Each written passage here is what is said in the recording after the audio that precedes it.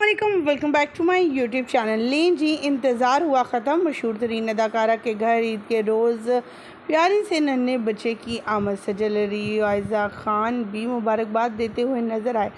आज की इस वीडियो में मुकम्मल आगाही देंगे और आपको मिलवाएंगे मशहूर तरीन सेलिब्रिटी से जिन्होंने आने वाले नन्हे मेहमान की खबर दे दी, वो भी ईद उल अज़हा के मौका पर।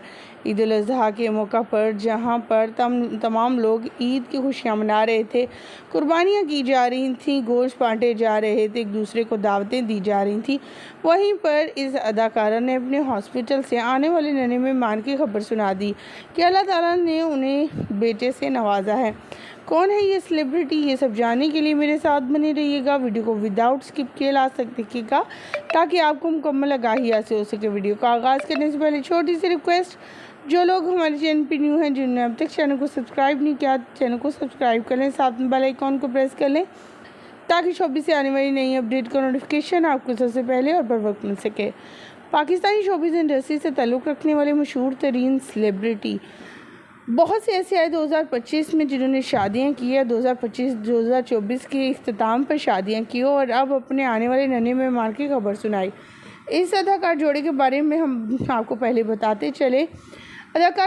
अदाकार जोड़े के पहले भी 2 बच्चे हैं, अल्लाह ताला ने 2 बेटों से नवाजा है। अब लास्ट बेटे की दफ़ा इनका 7 साल का गैप था। 7 साल बाद इनके घर में एक बार फिर से खुशियाँ आईं और 7 साल के अरसे के बाद अल्लाह ताला ने इन्हें पेरेंट्स दोबारा से बनाया। जी, हम बात करेंगे यहाँ पे रबीका फरियाल की, जो कि मशहूर तरीन मिमिक्री करने वाले के वाइफ हैं।